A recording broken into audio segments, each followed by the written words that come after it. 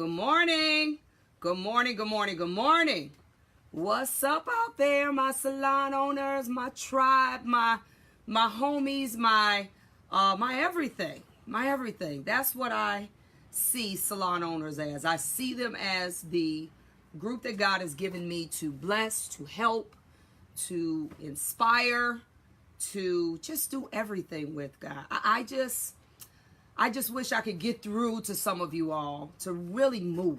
That is what, if I died today, I would just want to say, God, if I saw enough people move, if I saw enough people get it, that'd be good enough for me. But this is Knowledge by Nikki, 1K. You all still want to put 2Ks in my name. I still don't understand that, but you still do it. So whatever, I'll have to live with it for now. But I want to talk to you all about something I've been kind of studying. I talked yesterday about salon owners and salon professionals or booth renters commission. What's really the difference? So I talked a little bit about that yesterday. Today I want to talk to you about something that is interesting to me, and we have different words for it, but I'm gonna talk about the word that I got to use, and it's called the law of diminishing intent. Let me tell you what's real interesting, how people coin these phrases, and I highly appreciate it. This phrase was coined by Jim Rohn. Jim Rohn is a long time, everything from philanthropist to author to, you'll have to study actually what he's done. He's done a lot. And this phrase was actually used in John Maxwell's The 15 Irrefutable Laws of Leadership. So let me explain to you first, and I'm going to talk to you about how this relates to us. And the first thing is, let's talk about what the law of diminishing intent is. Let's talk about that first. Most people don't act as quickly as they should on things. Would you say that's you? Those that's listening, would you say that's you? You don't act as quickly? They find themselves subject to what's called the law of diminishing intent, which says the longer you wait to do something you should do now, the greater the odds that you'll never actually do it. You'll never actually do it. And I'm going to go deeper into that. The law of diminishing intent, and they kind of give it this large L, small o, large D, large I. That's kind of how it's abbreviated. Affects leaders every day. That means my salon owners. This affects you every single day if you're not careful. It happens to all of us. It really does. Not just leaders, but all of us. We get an idea. Y'all know about that, right? You get this great idea. You're like, hey, this sound like great. You even run it past people. You know, you get it. You see, what y'all think of this? What y'all think of that? And let's see what happens next. You get happy. You get energized. You get inspired. You on fire. Y'all know about that, right? You're on fire. You like, oh, I just got the best idea of life, and I'm ready to move on it. So you say. That's until, okay, and I gotta set my stuff up a little better here, because I'm gonna get into this, because this is one of the biggest problems I believe we have, and this is called, again, the law of diminishing intent. I got multiple gadgets up here, guys. We get happy, right? We get happy about that thing. We like, yes, I got this great idea, but then that doubt comes in, or what we call fear. That fear comes in. Or I got one better than that for y'all, guys. This is something I deal with a lot with my coachees. Or we overanalyze it. We try to look at it from 15 different directions, and then we end up, we just got happy. We did some cartwheels. This thing is the bomb. And then we think too hard and too long about it. Now, mind you, I'm a planner, but I'm going to break that down for you on how to move, even being a planner. You think too hard, you overanalyze, and what do? You talk yourself out of what you just talked yourself into. I see it every single day. I talk to somebody, and I'm like, how did you just talk yourself out of something? It's almost like my mom, and she's probably going to kill me for telling this, but this is my mom. She is the poster child for this. My mom, who still drives, but you know, she's retired, she's chilling, she take naps when she wants to, and so what she does, she's very big on reviews. I don't care what it is, a hotel, a vacuum, a refrigerator, I don't care what it is. She's like, she just goes into overdrive when she wants to buy something looking at these reviews. And she'll tell me, oh, I just found this great bedroom set, this great vacuum. I mean, anything. And then she'll go into, and I'm thinking she like ready to buy it, like ready to push the button, because she done talked about all the features and all the things that is, it's great. And then it may be later that night, because I talk to my mom when I'm off about 5 or 6 times a day.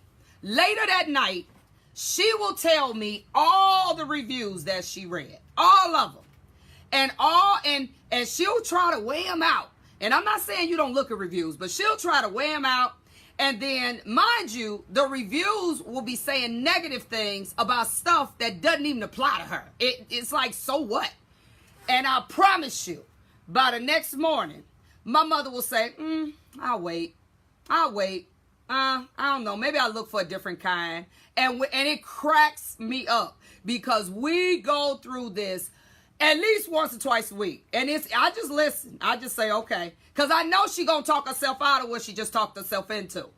And that also is what happens. Not just over analyzing, but not just fear, but over analyzing. I have to tell my own mother, Ma, it's a vacuum. It ain't that deep. It's really not that deep. And so I'm telling you all, there are some things that you start thinking about that you want to do. It ain't even that deep. Y'all be going too deep with it. Just do it. I say Nike got the best slogan in the world. So I'm going to keep going. This is what we start telling ourselves in our head. And I know some of you all are saying this sound like me. We ain't smart enough. We aren't good enough. We aren't ready. We don't have enough resources. We can't do it fast enough. We can't get no help. This list I'm reading goes on and on, guys.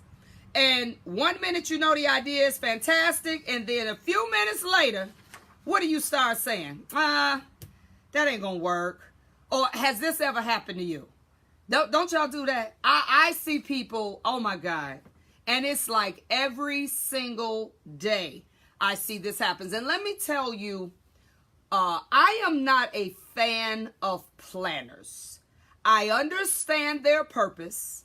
I get it. They, weekly, monthly, yearly, and I'm an extremely goal-focused, oriented type of person. But this is my issue with planners. This is my issue with them. Every year we buy them, and they know how to trick them out. They know how to bedazzle them and sparkle them up, and especially us women, because if it's a pretty planner, the page is pretty, and I believe you have to have a written account.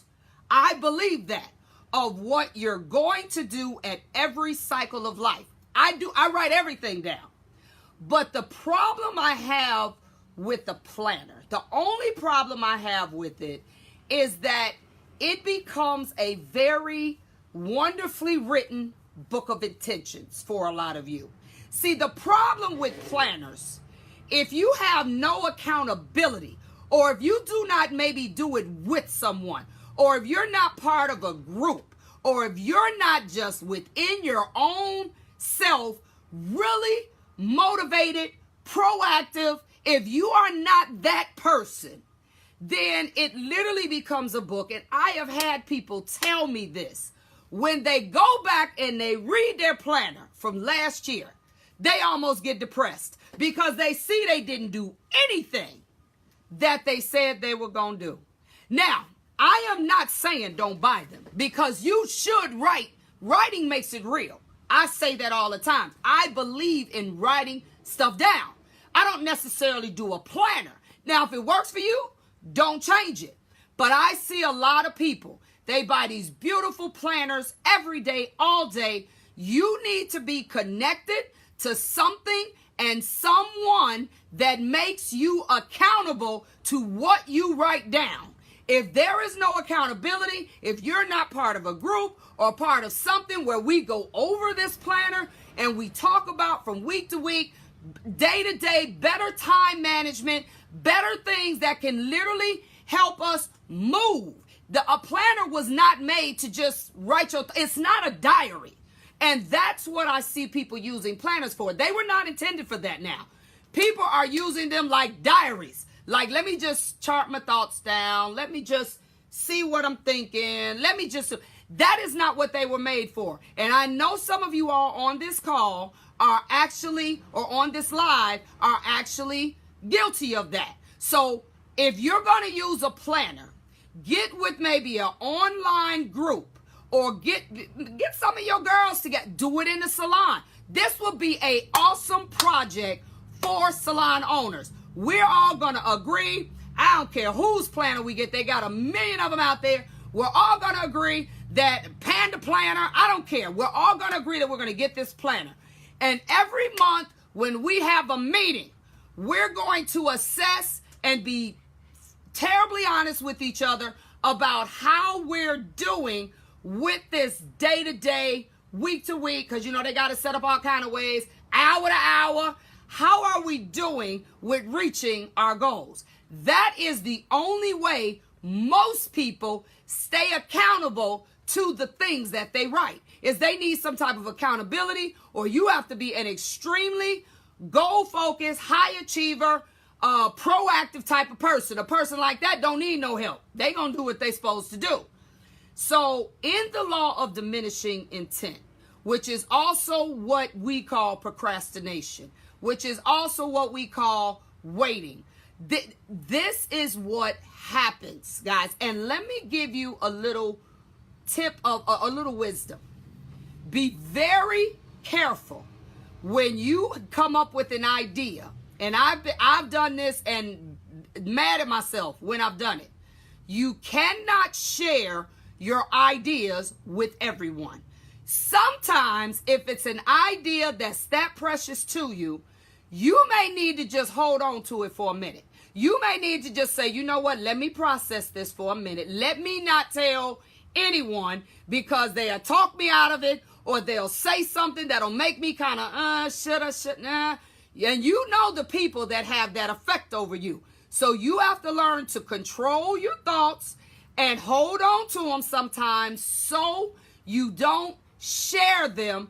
And then I call these people, some people could be dream killers. You know, I call them dream killers. I'm like, and especially when you know something you plan on doing is the right thing to do. Sometimes you got to hold on to it for a minute. Or unless you have that person in your life that you know you could run something past and they ain't going to kill it, they may make you look at it in a broader perspective, but you got to be careful. You got to know. I come up with ideas. My mother and my husband are my two biggest fans, and my daughter are my biggest fans. But my daughter has a 100% entrepreneur mentality. She and my assistant, who is in Nashville, they both. So there are times if I just got to get it out my head and get some other perspective, I will literally tell her and my assistant in Nashville. I'll tell them the only people I tell, because I know they understand the journey. They understand me in a different way than even my mother and my husband. Now they'll tell me, okay, Nick, that's cool, but look at this part that could happen. And look, but they don't kill the dream. They just give me a different perspective and show me how other people might see it. But let me tell you why all that's important. When you get that vision, how many of y'all watch First 48? Anybody watch First 48? Just send me up a heart or something. You know, I love murder TV, I call it. I watch the ID channel. I watch First 48. My husband be like, why do you just love murder TV? I think I just love the solving of it. Does anybody watch that other than me? First 48. It's a show's been on forever. And the First 48 is really about different police stations solving murders and how crucial the first 48 hours are. They talk about it. And I mean, if you watch the show, you see why. Because crime scenes can be tainted after that. I mean, all kind of things can happen after that first 2 days. This is what I have decided to do. If I come up with something and I know this is just a great idea, now don't mean it don't have to be tweaked. Doesn't mean I don't have to do some research. But I give myself 48 hours. That's it. To move. Set. To move or kill it. But in that 48 hours, this is what I do, guys. Listen, when I say this, I do things like I research it. Like, okay, like, that sounds like a good idea. We're in the information age. All you got to do is your phone. You ain't even got to have a computer in front of you. I say, let me research it.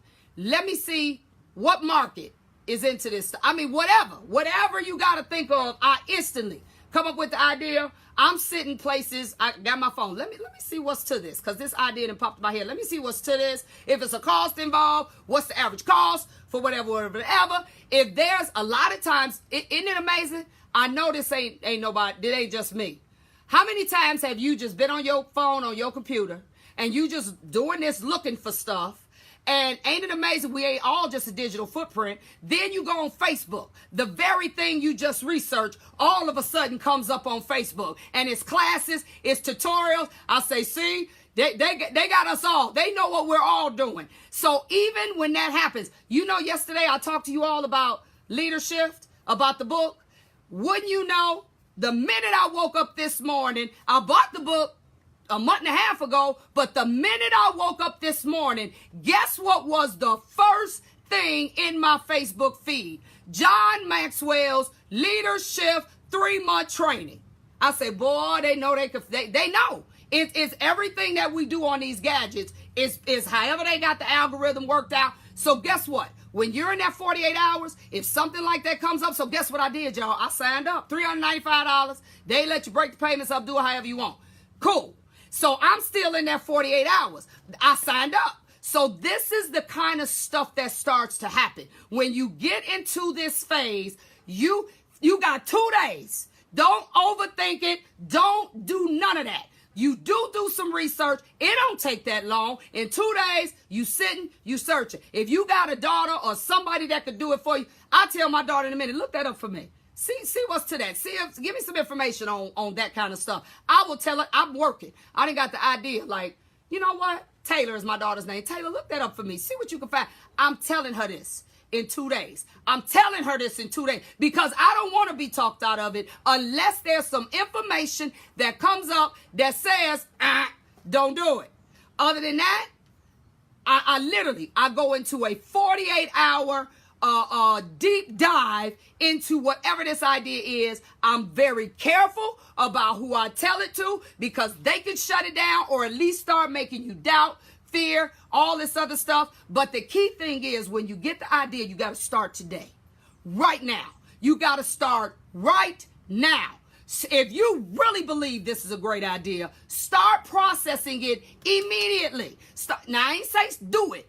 I said start processing. What is it going to take? How much money is it going to cost me? Who do I need to do this? That's all information. If you know some people, call them up. Like, have y'all ever done this before? I have worked for many product manufacturers in my career. I mean, a lot of them. So I had some questions. One day I woke up and I came up with an idea that I can't tell y'all right now, right? But I came up with an idea and I instantly, it was about, products and stuff like that. So I instantly called every manufacturer that I had them on their direct sale numbers. So I called about 5. And I called distributors who I know have massive territories, who I respect, how they do their business. I called every single one of them. And this was 10 minutes after I got this idea. And I said, tell me about X, Y, Z. And so I was on the phone with them for probably 2 days straight because I couldn't get all of them that day. And I wrote down. And guess what else, guys? I have an app on my phone that lets me record every single call. Now, I told them, I ain't recording nothing to take nobody to jail or nothing. But I told them, I said, look, I'm going to record this so I can remember what you're saying. They was like, cool. We ain't saying nothing crazy. So I did that. I recorded everything they said. And then when I got off, I wrote it down. I sometimes have my assistant, that's my administrative assistant, have her write stuff down. And I said, okay. And then I analyzed. Now, this was in 48 hours, guys. Then I analyzed what they said. And then I said, you know what?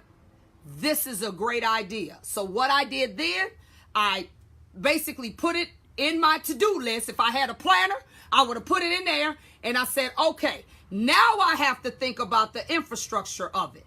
And so now I'm on that journey past the doubt part, past the fear part, then I told a couple people, that I do value, and they said they thought it was an excellent idea. So now I'm past that part of making me not do it. But I started that day. You got 48 hours to get past the part of saying, I can't do that. And as Mel Robbins says, for those of you all that haven't read it, you should. It's called the 5-second rule. She said you got 5 seconds. So she ain't giving you but 5 seconds. I'm giving you, y'all need to read it. It might be back here somewhere. Let me see. I'll be letting people borrow my books, so I probably don't have them all. I got some more books on the other side. But this is something we have to do. Start today. Stop listening to fear. And then I'm gonna go into this deep now, because this is where I'm about to go next, is why our customer service sucks in this business, okay? Sync with your emotions. Let me read what that means, because see, some of y'all real bad with this. The clearer you get about your idea and what it will look like once it's achieved, the stronger your emotions will be tied to it, okay? That only comes through information, through being a little more comfortable with it, through most of us can be very comfortable with things that we have a little research or homework or done homework or a little background about. If you haven't, then now you ain't comfortable with it because you blind. You have no idea what you about to go into. So I tell people in a minute, I stay in my lane. Now, if it's a lane I want to get into, I'm going to learn a little. 2 days. I'm going to take me a crash course and at least have some knowledge about it. Now, listen to this. Does your why make you cry? Is your idea tied so deeply into it, and you start thinking about it, and it brings those emotions and excitement again? Do you have something that you want to do so bad that you talk yourself out of it, then the emotions come back, and you like, I really want to do that, and you go. I have people that go back and forth, back and forth, back and forth. Let me tell you why you go back and forth. And when I learned this, it was like a light bulb for me, because I knew it was a problem, but I ain't had no name for it. I'm going to tell y'all what it's called. And y'all know I research all this stuff. Y'all know that? I research. Before I talk to y'all, I find where it came from, who did it, all that kind of stuff. What it talks about is there is something called emotional labor. Let me tell y'all what that is. We have manual labor. Manual labor is what we do every day. We in here curling hair. Well, I don't do it every day. But curling hair, silk pressing, coloring, whatever. And we on autopilot. Some of us have done it so long that we could literally do it and our brains could be somewhere else and we can still do it well. It's almost like brushing your teeth. You don't really have to focus on what to do because you've done it so many mornings that you can do it without thinking. So we're on autopilot. The problem, and then there's intellectual labor. That's the part that strains a lot of us. Let me tell you what I got somebody to tell me. I won't say his name, but there was a gentleman that I talked to, and he has great social media following. He's done really well for himself, and I happened to talk to him, and I asked him why, because I teach color. I asked him, why do you not add more color, because I know he knows how, to what you're doing? It would just attract a whole another audience for you. It would make your followers, because he got a ton of followers, even bigger. This is what he told me, and I couldn't do nothing but respect it. He said, color makes me have to think too hard, and I don't want to think that hard. And all I did was step back and say, he's right, because color does make you have to think. You can wing it and pray it turn out right, but if you really want to have predictable results, you got to think. You got to think, you got to weigh, you got to measure, you got to write formulas down, you got to assess. Can it be done? Can't it be done? When he told me that, I couldn't do nothing but say he's right. So there's also intellectual labor. And a lot of you all aren't doing well because you don't want to use this. Let me tell y'all something. And for anybody out there, I see my girl Kendra on there who's going to be at my Salon Owners Conference. I love Kendra. You all check her out in the morning as well. She gives you good tips. But one thing that I realize and have learned, and I want you all to get this, when it comes to money, people will pay you more for what you know than what you do. I want y'all to understand that. So the minute you decide to intellectualize the labor that you've been doing all the time, all for 20 years, you will literally change your entire life. It's the difference in you doing color and understanding color. It's the difference. When you understand it, that's why colorists, and my color company, by the way, is Color Me Crazy. So y'all go on colormecrazy.com. See if I'm going to be in your city, because I do class. I'm on a tour right now. Your color, a colorist, full-fledged colorist, can get paid $400, $500, $600, $700 for doing number color. They don't even have to do shampooing, blow drying. They can get other people to do that. You know why? Because they have taken their labor, their manual labor, and they have intellectualized it, and they can't only tell you how, but they can tell you why it works. That's when your life will really change. So all this, okay, great. You do a great silk press. Learn to teach people why it works, why this product does that, why this doesn't work. I promise you it'll change your life, okay? But, so we talked about manual labor, which we all know what that is, right? We talked about intellectual labor. Let me talk to you about emotional labor. I didn't even know this was a real thing, okay? Listen to what it is, and this is why we're failing in following through on our goals, our dreams, or even just dealing with our clients, owners dealing with workers, workers dealing with owners. Listen to this, y'all. This is good. And again, I do research on this, y'all. Emotional labor is the process of managing feelings and expressions to fulfill the emotional requirements of a job. Y'all with me? I'm going to say that again.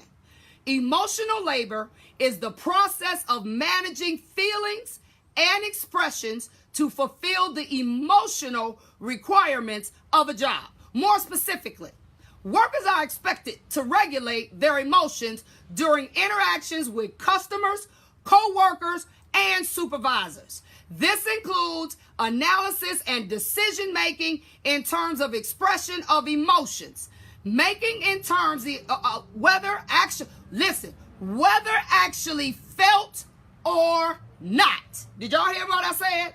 That means you have to manage. You have to control your emotions, whether you feel like it or not. When you start getting to the point where you talk yourself out of what you just talked yourself into, that is because you are allowing your emotions to take over and totally redirect everything that you just thought. You have to, y'all know I was really a Starbucks junkie. I'm not so much, this ain't Starbucks, y'all. This is a Starbucks cup, because I got tired of giving Starbucks $20 a day. This is just a cup, all right? I got my own latte maker and all that in my studio.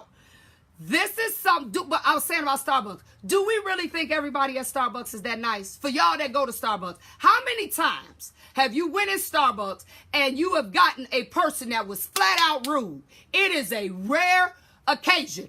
I don't think all them people that nice. You know what I think? They have accepted that it is a requirement that I present a good sense of emotional labor. That means I got to work at this thing. I don't feel like it. But hi, how are you? Welcome to Starbucks. I gotta do it anyway. I have watched, and that was one thing back when I owned salons. You want to get fired real quick? Have this up and down, I call it these bipolar attitudes. One day you speak, one day you don't. I don't care what you got going on. Everybody got something going on. We could all put a big table in the room, and everybody got something to lay on it to say, for this reason, I could be this way. But emotional labor says that you have to press through that. You have to manage it. You have to learn when it's shifting your whole life in the wrong direction, when it's allowing you to be talked out of stuff. So listen, I'm going to keep going. Roles that have been identified as requiring emotional labor, that means you got to work at this thing, is not limited to parental.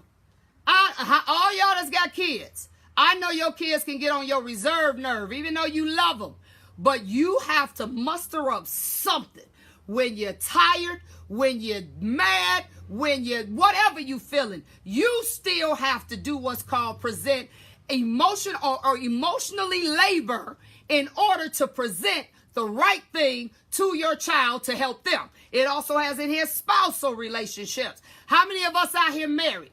You don't feel like nothing all the time. Half the time, we don't even like our spouse, let alone love them. but you still have to work at controlling and managing your emotions, or you're just going to make the situation worse. Listen to this. Those involved in public administration, guarded professions such as secrecy, espionage, national security, military intelligence. Can you imagine somebody in the war saying, I don't feel like it today? I had a bad phone call. I don't feel like. They got to keep fighting even when they watch people die next to them.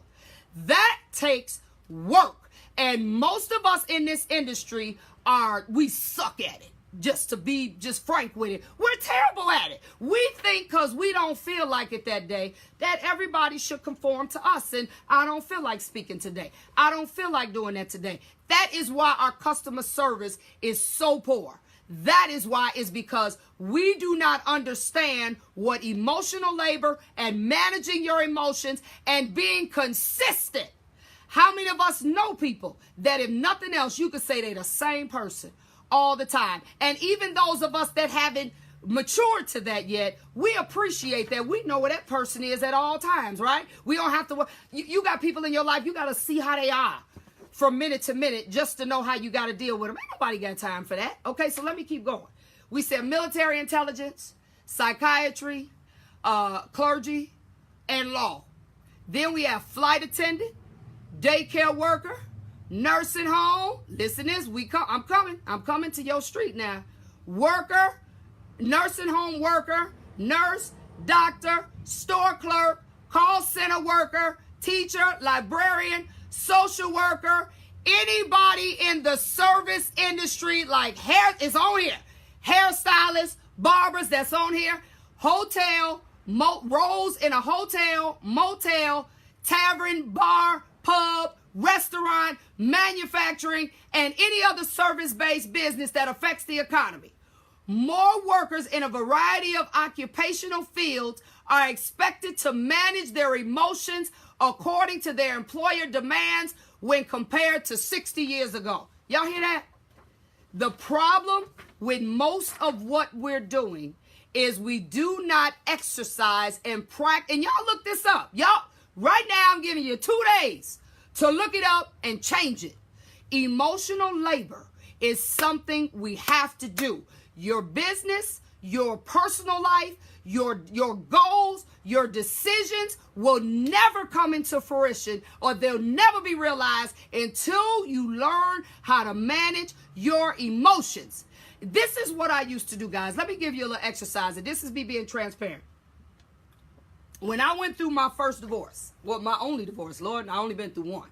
But when I went through my divorce, and it sent me in a tailspin. When I say tailspin, y'all heard me say $250,000 in debt.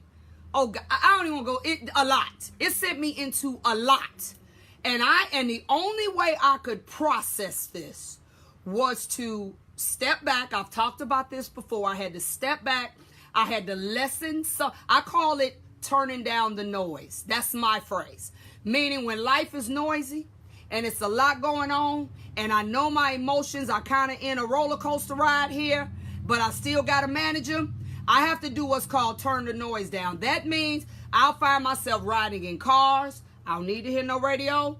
I'll be at home, and I'm a TV junkie. I don't need to hear. I can't listen to TV right now because I need to just think.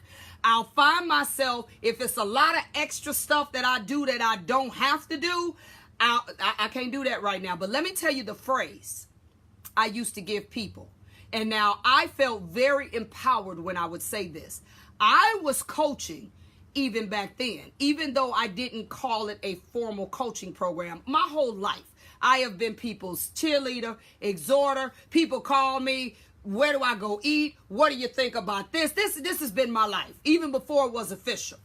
But what I had to do in that cycle, when I had to turn the noise down, and this is a tip I'm giving to whoever can use it, I would have to tell people, because when you got people pulling on you all day, every day, trying to get information out of you, thinking for some reason you know everything. Now, I know a lot about a lot, but I don't know everything, but they think you do. I would have to say to them, excuse me, whatever the name was, but today, I only got enough for me. I would say that and be, so you got to give me a minute. Today, I can't answer your questions. I can't help you today. because I just have enough for me. And when I say that thing empowered me, and let me tell you what people would do. They say, okay, and they would respect that. Instead of me snapping off, and because I got all this going on inside of me and being mean and nasty to people, I said, you know what? I don't want to be that way. So I'm learning how to control that. But today, all I got enough for is for me. I needed that energy to hold me up that day. Now tomorrow may be a whole nother day. Day after may be a whole nother day. But today, I only got enough for me. So for those of you all that are trying to manage that roller coaster of emotions that may legitimately be justifiable, depending on whatever you got going on in your life. But know this, if you allow your emotions if you do not practice emotional labor, and you let your emotions run all over the place, having you this way one day and that way another day, you are going to lose out on some things that could have literally changed your life. You going to have the wrong person, or really the right person, catch you at the wrong time because you in your, what's the word that, I got a kid that in your feelings, that's what the kids around me say, you in your feelings, you're going to lose out. And the only way we can get these ideas, research them, take whatever class, online, I don't care what you got to do, and then execute them, is we have to be consistent. You got to be, and it ain't easy, y'all. There are some days when, for those of you all that remember Martin and Bad Boys, what do we have to say, woosah? There's some days. I don't care what term you got to come up with. I don't care if you one of those people that got to walk outside for me. I don't care what you got to do. But you have got to work just as hard at emotional labor as you do manual labor, as when you decide that I'm going to get paid more for what I think than what I do. That's intellectual labor. As you mature, because it is a maturing. And it ain't got nothing to do with age, guys. I know some people twice my age that they still suck at it. But I know also some people that are much younger than me that are better than people that are older than me. It has nothing to, when you practice, and Joyce Myers has a book, by the way. It's an old book, How to Manage Your Emotions. She even said in the book, if God didn't want us to cry, he wouldn't have gave us tear ducts. It don't mean you can't cry.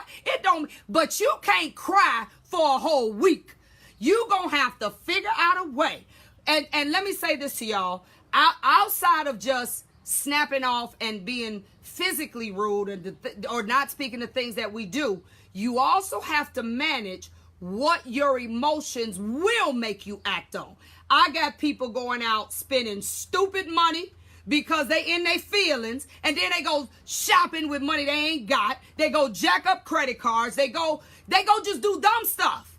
You better figure out how to come up with productive things when you're in that space. Clean your house, clean your car, clean your garage, go to the gym, go take a walk, do some stuff that ain't gonna cost you nothing or cause more drama. Now you got to deal with the emotional repercussions of that.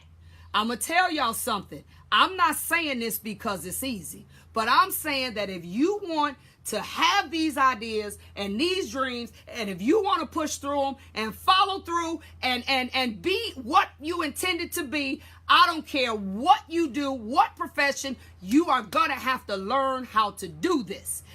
It don't matter. You're going to have to learn how to be emotionally mature. You're going to learn how to be more proactive than reactive. You're going to have to do it. It's never going to change, okay? So the law of diminishing intent, because I know some people just came on, basically says, start now. Start it now. You get an idea, you know it's a great idea, do it now. Or start at least the process, because you ain't necessarily just doing it. You do got to do some little homework. But I'm giving you 2 days, just like 48 hours. I'm giving you 48 hours to start it, research it, see if it's doable, see if it's affordable, whatever comes with it. I'm giving you 48 hours to figure that thing out, 2 days. And another thing, I'm just going to throw this in here, it just made me think about it. When it comes to spending money, This is what I want you to do. If you come up with an idea, because I'm really big on us not jacking off our money. If you come up with an idea and you do the due diligence where these 2 days, these 48 hours, I'm going to research, try to, see if it's something that's really doable, affordable. If it's going to cost you a really large lump sum of money, this is the only thing I want you to do.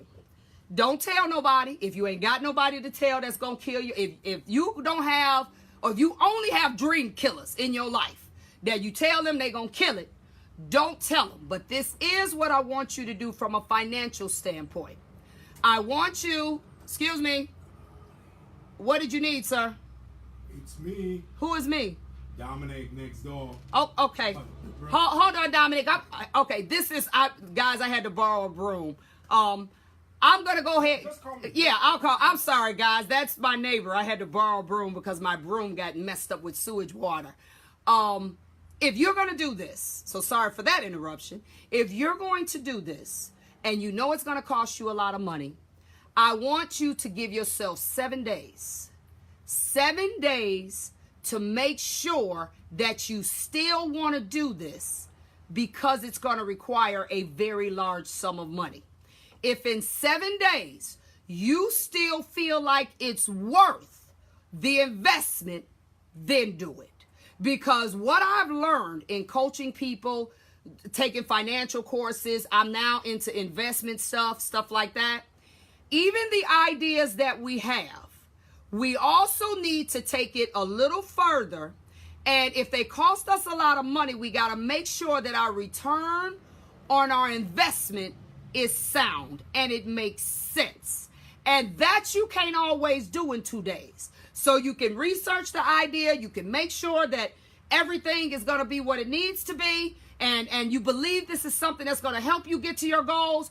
But if you got to spend $10,000, $20,000, $5,000, if you have to spend a large sum of money, this is the only time where I don't want you jumping off no bridges even in 2 days.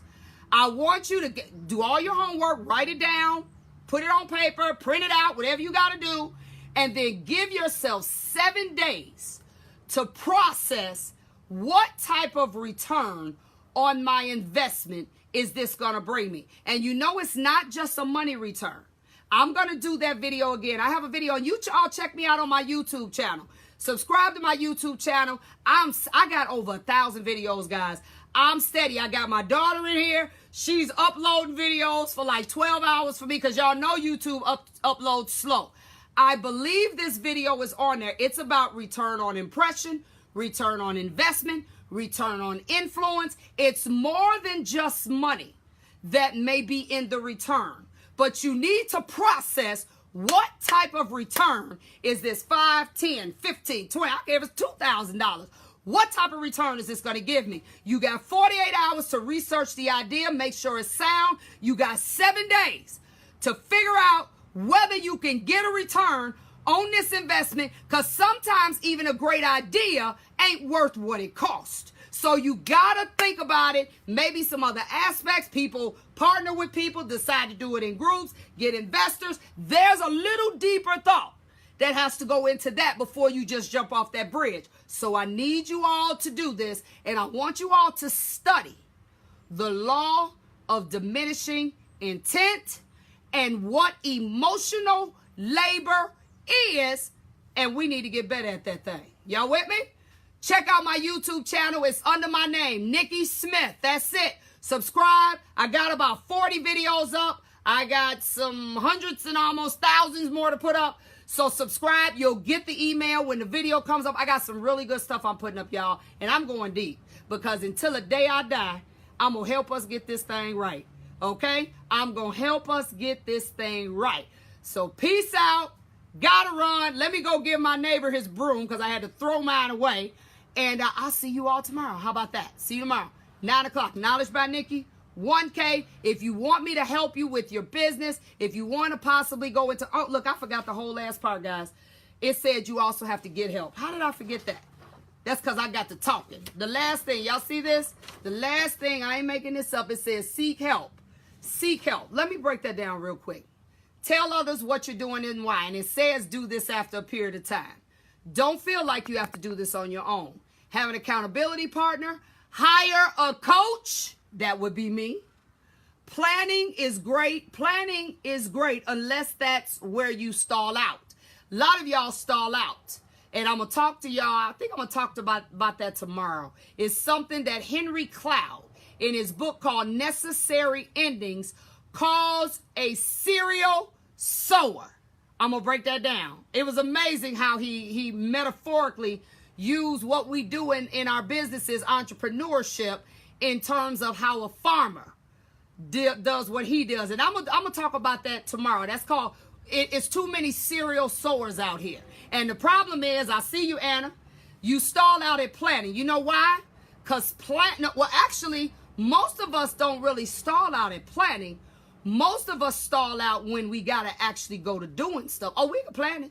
Okay, I'm going to do this, I'm going to do that, I'm going to do that, and this and that. But when it comes to actually acting on the plans, that's when 99% of us stall out. I'm going to talk about that tomorrow.